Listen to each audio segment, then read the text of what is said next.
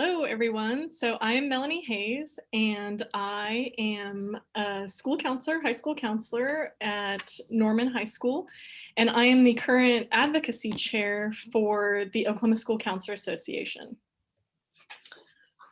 Sorry, I'm trying to fix my lamp. Sorry, y'all.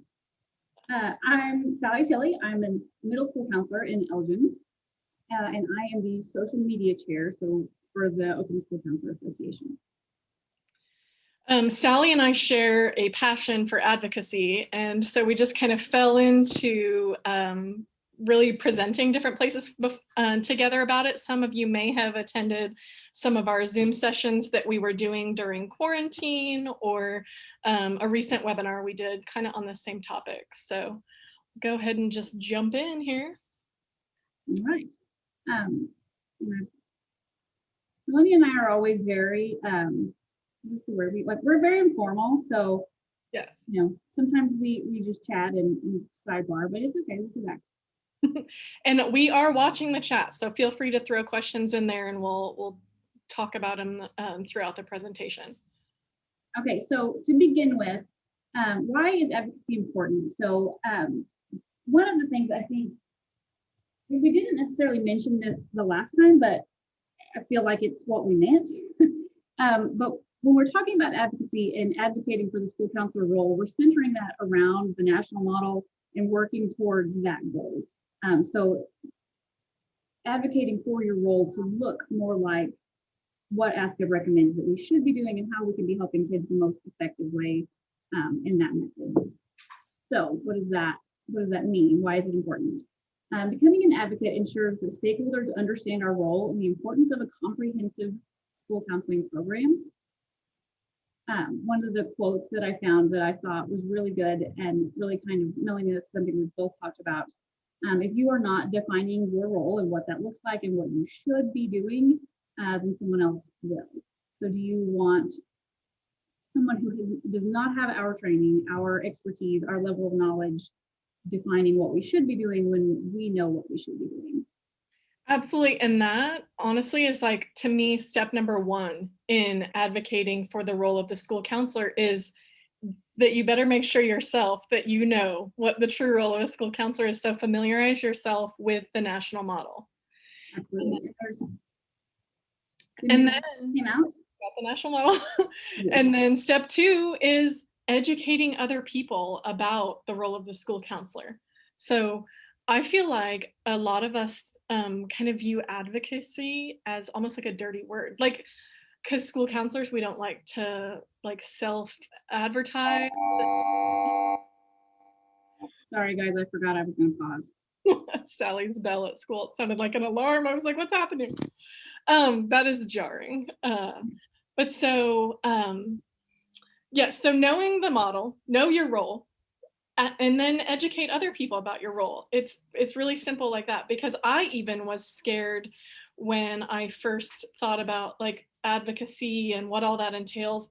I felt like that was outside my comfort zone, but so that's why, and I am sorry, I always get ahead of myself. Well, I'll slow down, because we have kind of some steps for you, some easy tips and tools today. And last point on this slide, find your passion and turn that into your advocacy focus, because there are so many ways you can get involved. But so for me, it really is that I always felt like people don't really understand what a school counselor should do. So that is my passion, and that's how I advocate. But there's so many other ways to do that. So, and I think another part of that too is there are so many ways to advocate. So don't think that you have to do all of it. Find what you enjoy, what you're good at, what you are comfortable sharing, and go with that. You don't have to do every single piece of it. Just find those pieces that you are comfortable with and start there. And even find a partner. Sally and I advocate together a lot, and we have different strengths and weaknesses. So like how she's the social media chair for ASCA and I'm advocacy, that's why we work together, is we come up with an idea and then she'll make a cute graphic, or she'll write a letter template, and but then I'll send it out. So it's really, that could be a helpful tip too, is find a partner to advocate with, someone else in the field. Of course, my phone's ringing. Like my bell. Okay, next slide. Perceptions in social media. This is something, and I know we've all seen this, and I think probably all careers feel this way, but you're watching a show of, what a counselor looks like, and it's the worst. There is the worst qualities always. It is not what we are actually doing, what we should be doing, but the worst possible scenario. Whenever I was Googling ways or things to find about school counselors and how they're portrayed in media, I couldn't find anything when I searched school counselor. There was nothing. When I searched guidance counselor, there were millions of different things. So even at that base level, like not only are they portraying us as, the terrible person who didn't intervene or didn't help or screwed up a transcript, we're also just a guidance counselor. We're not a school counselor. Yeah, so working to keep a positive image out there, and even just to always be throwing at you guys like ideas of things that you could do.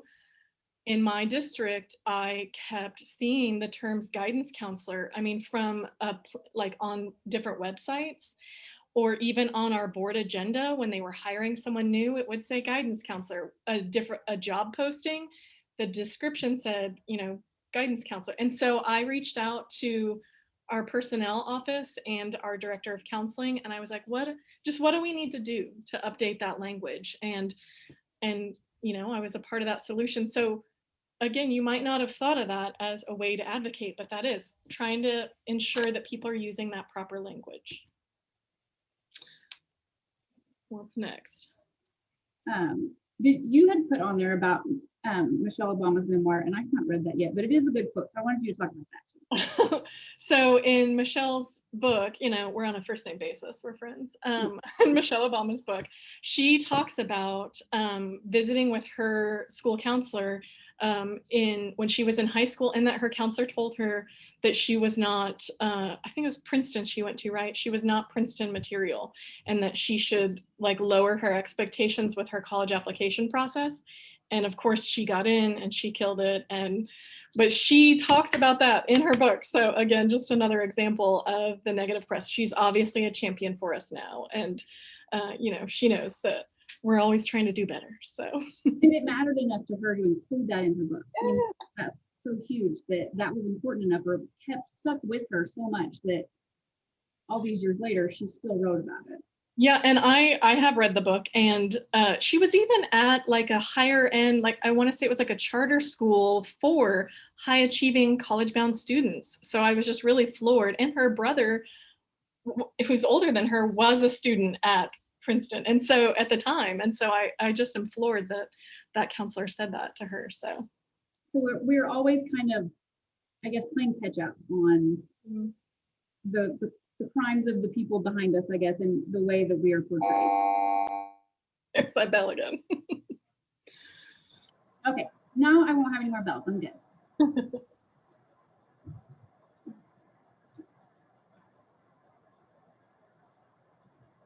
So what does that look like? This is just one of the graphics that we found, and we kind of tailored it specifically to Oklahoma. But what are some things you can do? So again, these are different comfort levels, different ideas, things that you can pursue, but no one expects us to do all of these things. So some super easy ones, like first and foremost, just your language. So when you're introducing yourself to parents, to staff, to coworkers as a school counselor, and training them to recognize that terminology.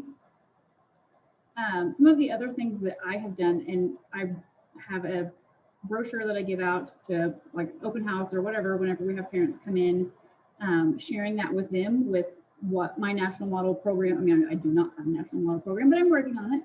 But how am I addressing those things? And just giving them that information so that they know, one, they can contact the school counselor and where I'm at and what my information is, but also what am I doing? Advisory committee is huge, and I saw Sarah Kirk pop in over there a little bit ago, and so I got to do a session with her at the Oscar conference a couple of years ago, and it was just a roundtable. We sat down and talked about what the RAMP program, or what the RAMP looked like, and how we can work towards that.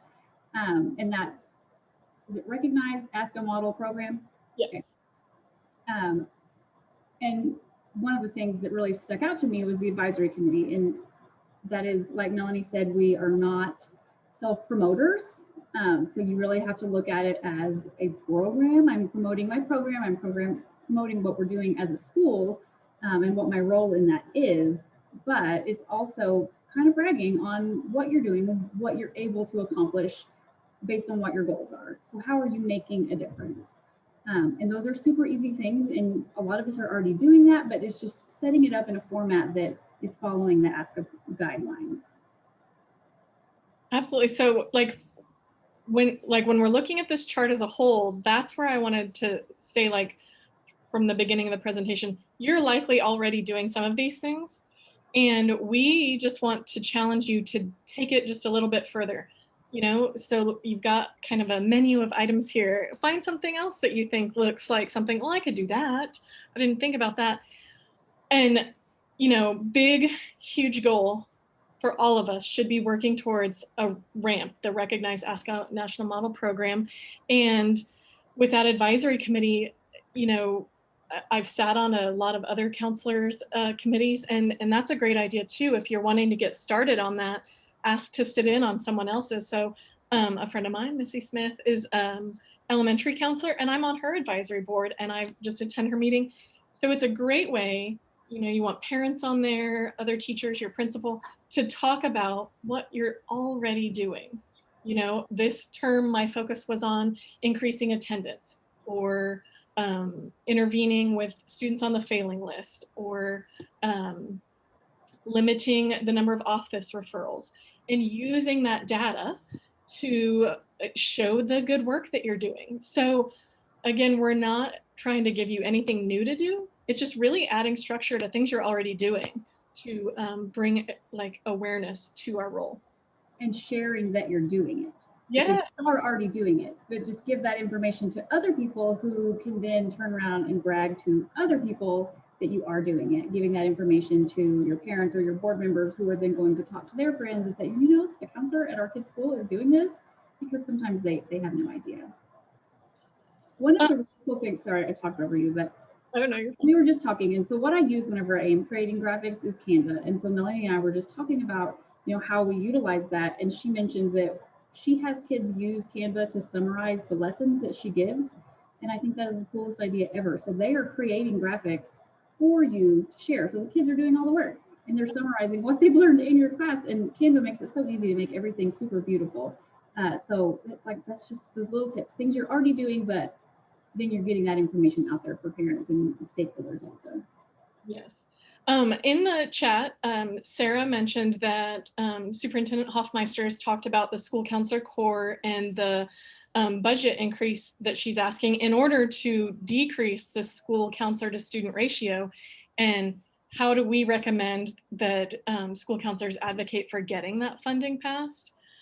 So, on our list here, and that's where we talk about your comfort zone. You can always do letters to your legislature, visit the Capitol, which I know with COVID restrictions, that's a little different this year, but really what I recommend on that is talking to your legislators, sending them emails. And so Sally and I put together with our committee's assistants an advocacy toolkit. And so we will put the link to that. It's at the end of our presentation here. But we have example letters that you can write, or just fill in the relevant information. At least it's a great starting point. And there's a link to the website to find out who your legislators are, so that you know who to direct the letters to. But always, those individuals in the education committee and that vote on that stuff, they love to hear from their constituents. For us, it might seem a little intimidating, like, oh, I'm not going to reach out. Who am I? They don't care to hear from me. But we're the ones in the trenches, and we're the ones that can really speak to the effect that would have. So I highly encourage finding out who your people are, I use the app for the legislature. It has a way where, I'm gonna look at what it's called, where you can search who your representatives are and who is on what committee. So all that information's out there. So go ahead, Sally, what do you suggest? Just tying into that, I think just like we recommend with ourselves and with our teachers, it starts with a relationship. And so I have had previously the great fortune of having a representative who was like, here's my cell phone number, text me anytime you're at the Capitol. I want to know, I want to meet with you, I want to talk to you. He lived kind of locally to me. So, we'd see him in a restaurant. He remembered my name. He knew who I was. And so like, I didn't just like start by sending demand emails. I introduced myself. This is my job. This is where I'm working, what I do.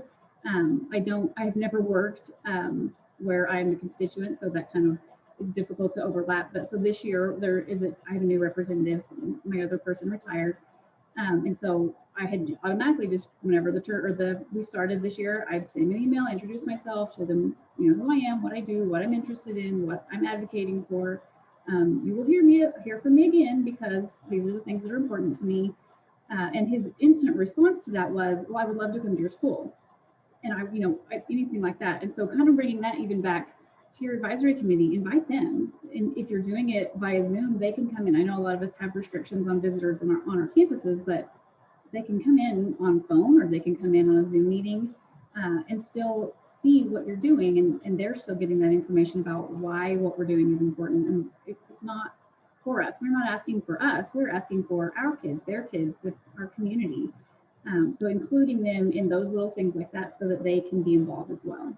And building those relationships, even if they're not on the education committee, it gives them talking points to help with them speak to their colleagues, and them hearing our reasoning for why something is important, they're then gonna share that and even use it as their own words. And that's great, whatever gets the word out.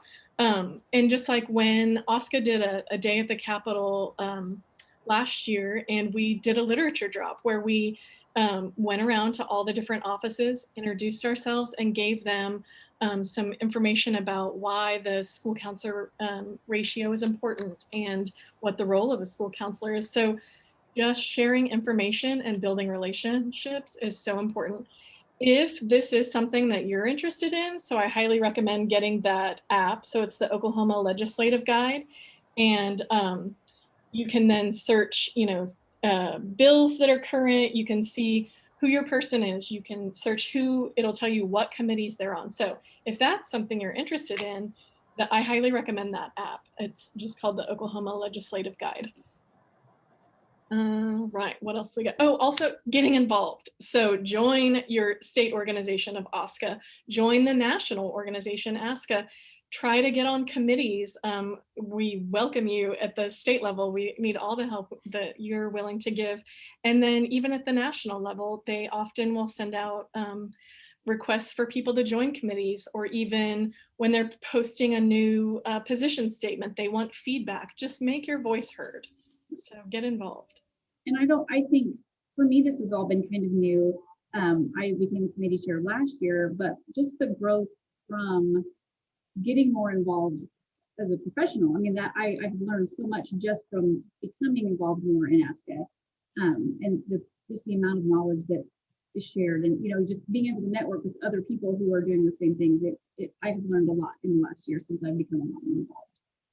Honestly, Sally and I met through OSCA's Facebook group, and we have worked together on a million things now, but that's how we met, was just through the OSCA member group.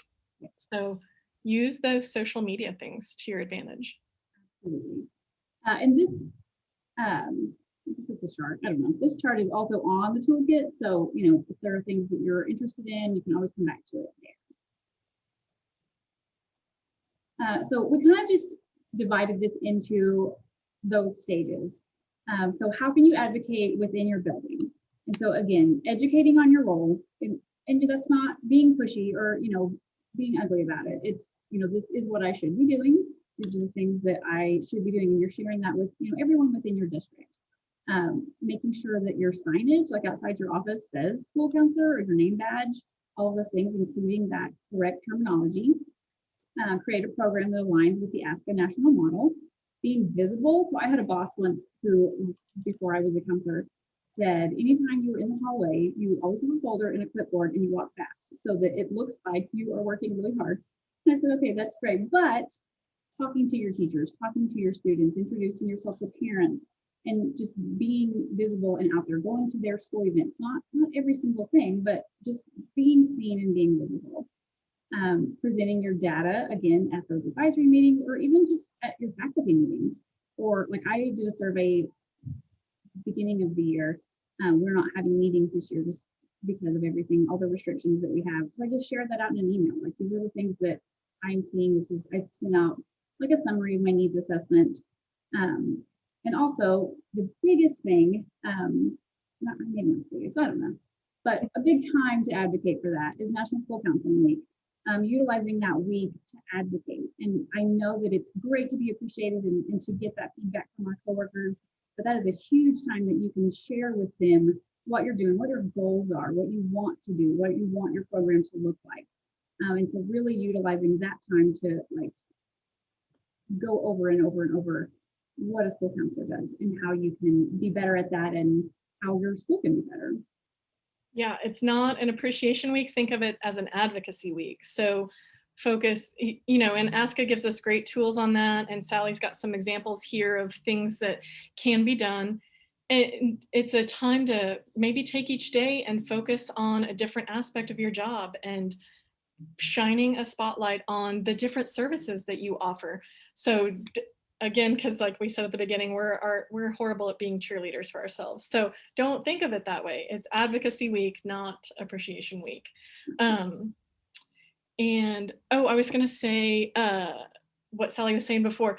Like I said, when I do classroom guidance at the end, as long as it's appropriate, I have them make like a takeaway item, on Canva. Just have them make it and I'll have them share it with me via email. And I turn every event where people are coming to my building into an advocacy event. And so even if that's not what it's about, I'll just post stuff in the hallways, those things, those like summary flyers that kids made when I do a lesson, and I just hang it. So if people are walking by, they stop, just like when our kids were in elementary school, you want to stop and see which one your kid made. And, since we aren't really having visitors to our building now, making a website and posting the same things, and then have your principal include that in their weekly newsletter if they send one out. So you're putting the information out there. You're talking about what you're doing. This is all advocacy stuff, guys. Absolutely. There was I can't see the questions, but it lit up again. Is there something in the chat? I put the link, it was me. I put the link to the toolkit, and but guys, give us some more questions. We love answering questions, but that was just me posting the link. These are these terrible pictures, and I apologize, but I couldn't make them fit any better than this. So these are just some of the things. This is what I did last year. This year was completely different, and it's obviously a little bit more chaotic. Everything is different this year, but every year I take donuts to our admin staff, and previously I worked in Lawton, and so I would take it to our district offices. Everyone in the district office got a donut and a bottle of water and the ratio flyer and all the printouts from ASCA, what the role of the school counselor is. Here is your free water and your free donut, but also take my flyers. You also need my information about what a school counselor role looks like. Read while you eat that. People are much more willing to listen to you when you bring donuts. And not everyone can have donuts, so I also bring water. Something I put out last year for my teachers, I just put just little snacks out, and I put little cups out. But I mean, these are things that I bought myself. My school would have paid for them had I asked for the money to do that. But the jar of peanuts cost me $3. I mean, so these aren't break the bank kind of things, just little things that you can do. I also created that infographic with my lessons and what I was doing. I know lots of people probably do way more lessons than me, but that was my first year at elementary. I had no idea what I was doing, but I shared that out with everyone. I sent it to the superintendent. I sent it to our board members. I made little snacks for our board members as well, because it happened to fall. Our meeting was during National School Counseling Week, so I was able to share. I left snacks for them whenever they came to the meeting that night. And then the scavenger hunt on the far side is what I sent out to my teachers. And so I said the first 3 people that turned this in, or whatever I said, they were entered into a drawing. And so I gave away 3 free any duty passes, so lunch or recess, and I covered their duty for them, just to get them to participate in something. And anytime there is a free duty pass involved, they were all over that. So just little things, and that cost me no money. So lots of ideas of ways that you can advocate and talk about what your program is or should be, or what you want it to be, and Sorry, I'm just to find the clicker every time. I was just going to jump in really quickly. I know Melanie is the one monitoring the chat for you guys, but so she may not want to brag on herself. I don't know, but this is Missy had said that Melanie is such a great input on her advisory council, and I think Missy is the one that's in the elementary school. And I think this point is excellent to share. It's great to have their input as high school counselors to know what we can do to better prepare them at the elementary level. And I think that is so important. So I did want to jump in and say kudos to Melanie, and also just for all of us to have that vertical conversation within a district is so important. So I just wanted to.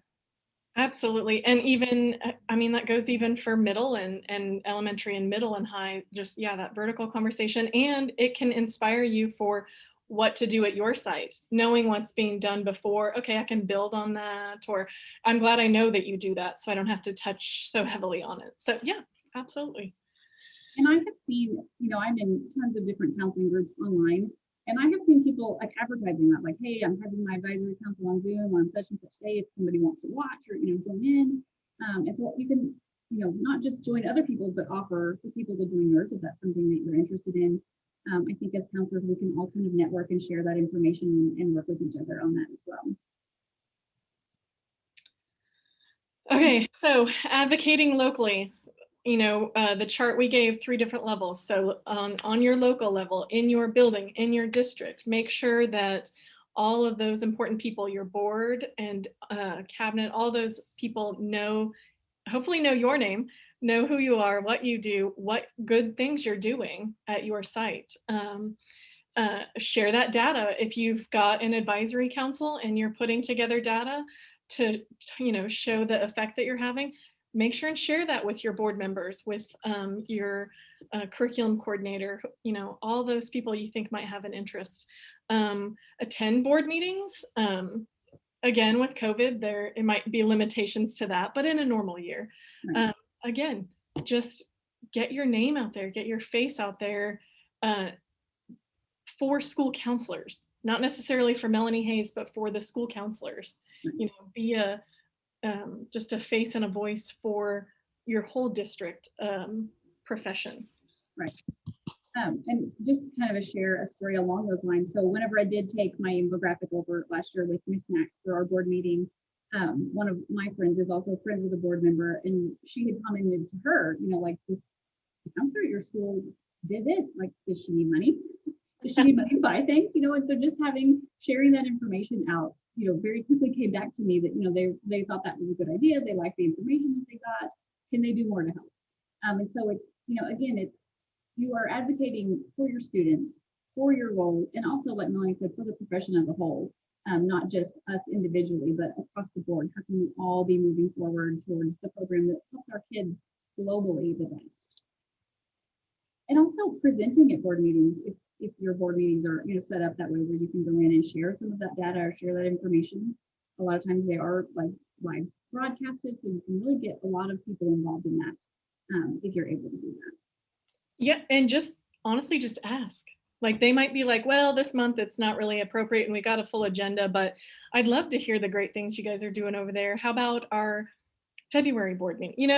I think they'll find a place for you if you're asking. So yeah, just kind of an update of what's happening around town kind of thing. It's a great idea. And then how can you advocate at the state level? And we have touched on all of these, but we just kind of want to go a little bit more in depth. Again, joining OSCA, and we are both OSCA committee members, so like we are not soliciting in any way, but it is so helpful to have that place to network, to meet people, to know, like, my school is in similar size to Melanie's school. Are we doing things similar? Are you guys doing something that I could be doing differently? Or, just sharing that information, finding out what you can do better, or, maybe sharing them your tips. Building relationships with your legislators. Again, don't start with the demand emails, but, start with introducing yourself. Send a postcard, like those kind of little personal things that just like, hey, I am still here and I vote. So please at least take into consideration the things that I am sharing with them. Have a Zoom with them or invite them to Zoom with you. In a lesson, invite them to a lesson where they can, not view students, but view what you're teaching. and be conscious of that legislation that is affecting us as school counselors and our students. So again, following along with that Counselor for the legislation and the funding for that. And then also what is happening with our kids. I know every year we kind of get those summaries and emails about things that will directly impact our students. For sure. I feel like I keep saying some of the same things, but like what you just said, Sally, find out what is on the agenda this year, that legislative session, and even if it's just something that is related, like mental health. Mm-hmm. You can even reach out in like an introductory email and say, I'm a school counselor in this community. And even if it's not the one of whoever's leading that bill or whatever, say, I would love to talk with you sometime if you ever have any questions that you feel like I could be helpful with. Again, relationships, which we know that we're school counselors, build those relationships. Yes. Be bold. Yes, absolutely. And that I think we shy away from that a lot just because we are helpers and we don't want to be bossy and demanding, but sometimes it's not, and sometimes it's appreciated because they have no idea. If they have never worked in a school, or even if they have no idea what our job looks like or what we're doing. And so I was just going to start talking about the Capitol, and so here we are at the with the state level. That was something that I felt like was a little outside of my comfort zone, but we went as a team and we buddied up and we split up and went around and gave out our literature. And it was just it kind of took the fear out of it for me. I was like, okay, this isn't as scary as I thought it was. And, we paired up with, again, people who's had the different strengths, maybe someone who's a little bit more bold than you, but going there, it took that just sort of mystery away from it. And I felt a lot more comfortable. So now that's why I have that app and I'm not afraid to reach out to people. When Sally and I have done things before, like Zoom stuff before, she will invite legislators. I'm not saying we've had a big turnout, but she's the bold one in this relationship. She will just invite them all and we'll see. And a lot of them, I mean, I've like several times I went back and forth with Jacob Rosencrantz, and he's a former educator and is right now he has the play bill that's out there, and it just kind of happened where our schedules weren't ever able to coincide where he could come to one of our Zooms, but he always wanted feedback afterwards, and so he would email me, I'm so sorry I couldn't make it, but can you tell me what you guys talked about? Is there any concerns? And so he was always really good to follow up with that, and I am not in his district. Like I am nowhere near anywhere where he lives or works. So just knowing that he was interested enough to follow up with that was really good. All right. Okay. Nationally. And I always say on this one, go to a national conference if you ever have the opportunity. It's mind-blowing. When I grew so much professionally after the first time I went to an ASCA conference, and I might be jumping the gun from a future slide here, but get social media that is just for school counseling. I never had a Twitter in my life until I started going to like ASCA conferences, and everyone wants to know, what's your Twitter? And so I have, which I put it in my profile. I don't know if you can see it here, but it's at School Counselor Hayes. And 95% of the people on my Twitter, it's just school counselors, and they all post about the wonderful things they're doing, opportunities to get involved, their state's conferences, and like inviting you to attend ASCA conference changed my life professionally. And so every chance I get, I go. And if you feel like that's something like, oh my gosh, I can't afford that, there are ways to help with that. And I promise you guys, we're not just advertising OSCA stuff, but there's an emerging leader grant that OSCA offers that you can apply for each year to help fund your travel to the conference and your registration. I know other people who've gotten their local PTA to help sponsor their trip to a conference, or there's other grants available different ways. I think, Sally, didn't you get your district to pay one time? It would have been last year, but I didn't need to go. But yes, they said yes, they would. So I mean, it was out there, and that was an option. So, and was it that you just asked, or was that like something they advertised? Like, no, there is a know if ASCA puts it out or if I found it in one of the counseling groups that I'm in, like a form letter that you fill in, you know, like saying, this is what I want to do, this is what the cost of it is, these are the sessions I will attend, this is what I want to learn and how it will impact me and how I can share it with other counselors.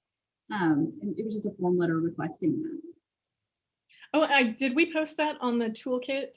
I don't know, but I'll write that down.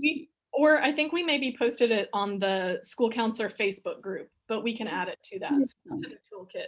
But yeah, so Sally had, yeah, the letter she posted, or she submitted just asking for funding, guys. The worst that can happen is that they're going to say no.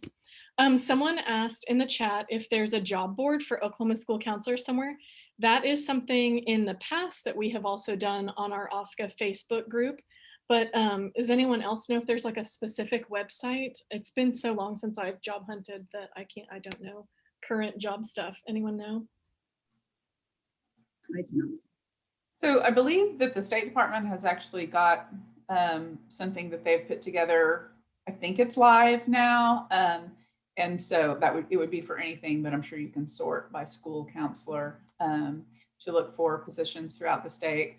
I will say also, just if you're on the listserv for the student prep, that is a department. I'm part of that department at the state regents. We do put out a job listing. We have superintendents contact us from all over the state to announce vacancies, and we send that out every Tuesday. So I don't mean to plug, I'm just saying, again, it certainly is not just for school counselors, it's for any positions within a school. So Becky, I don't know if that's helpful to you or not. And the OSSBA also has one, is that right? They have a job board that's for everything, and you can filter by position. Well, some great places to look. So yes, Becky said she has also looked at the OSSBA one, yeah. But we'll also, so if you're not in the OSCA Facebook group, search that on Facebook and ask to join the group, because we'll start a conversation and we'll kind of like pin it to the top about current job postings that people let us know too. So use that social media to your advantage. Okay, what else we got here, Sally? Well, I was just going to add to that too, just part of those discussions. So during the ASCA conference, so even if you can't go, they always do like a somewhat virtual option that has been a little bit more limited. But this year, the virtual option is still like it was last year, and you get all the sessions. Is that correct? That's how I read it. I think that's correct. Mm-hmm. And they're open for a little bit longer than they were last year. Like you're available to view them for a little bit longer. And even that, so that was the only national conference I have attended, but that was attended, I guess, in quotation marks, from my house. But that was still like so informative. And we do not get professional development at all in our districts 99% of the time. And so having that professional development that is tailored directly to that, and you are seeing other people presenting and hosting and getting that information from them across the country, I guess. But maybe 2 years ago, I watched a webinar about small groups, and the person who hosted it like shared their email. And so I had sent her an email and asked her a couple of questions. And so she immediately responded and answered my questions and sent me links and shared that information with me. We're Facebook friends, and I keep up with her on Facebook and on Twitter, which I'm terrible at Twitter, but I do have one. So I think that's a good idea, is having it specifically for your just for your counseling position.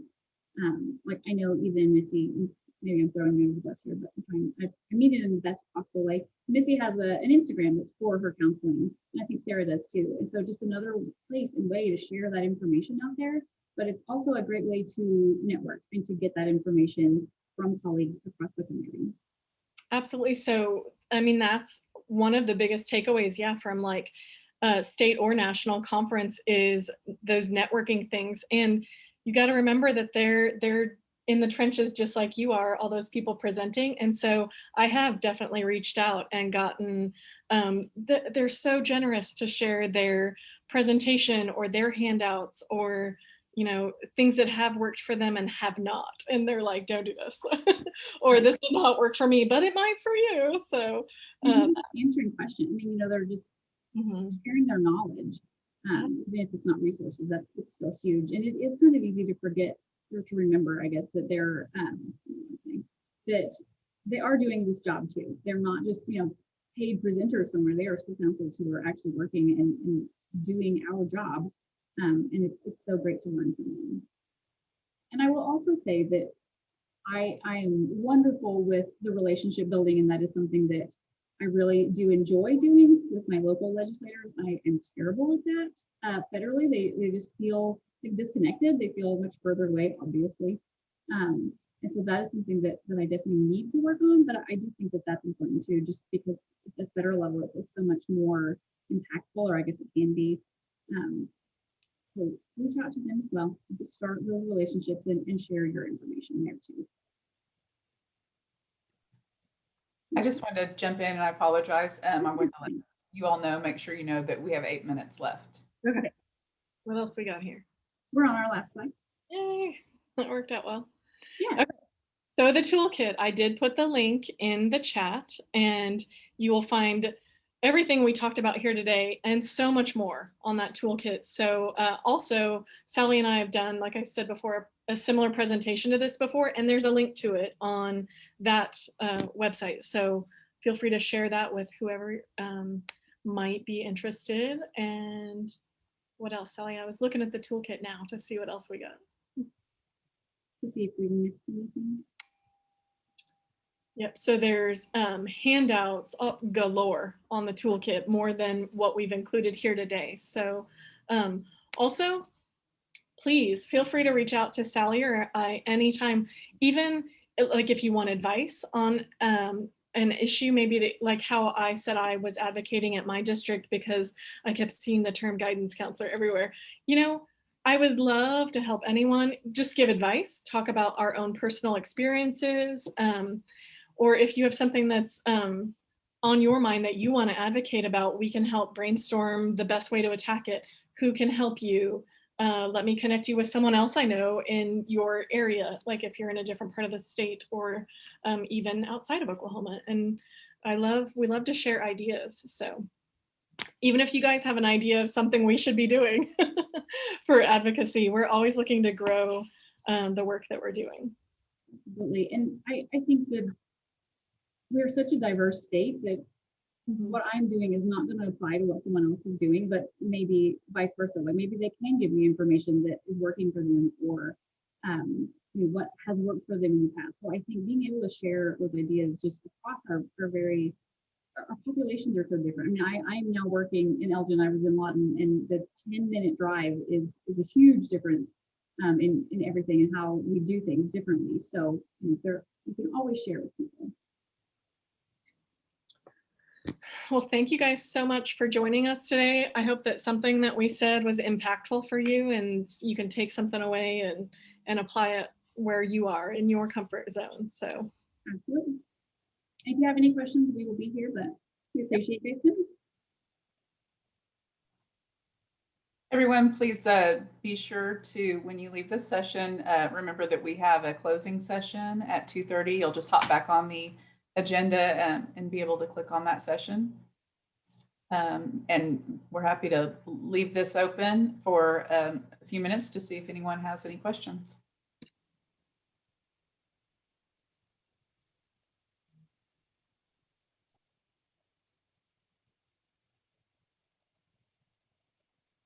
I'm just going to roll back to that. Sally, Becky Smith said to tell you she's in Cache is where she works. Awesome. At which school? Let's see. She may have already left. That's okay. Oh, 5th and 6th grade middle school. Awesome. So we will probably communicate at some point.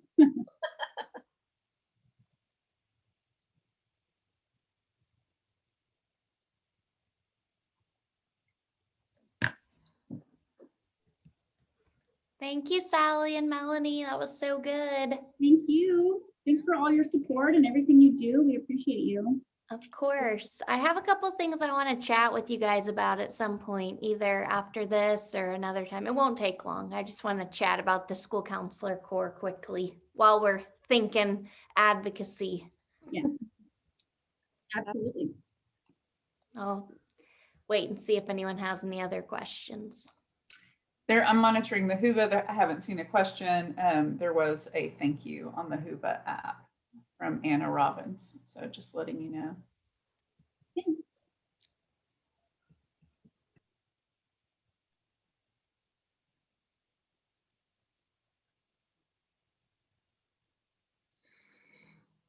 I think I'm going to go ahead and stop the recording if you guys are good with that.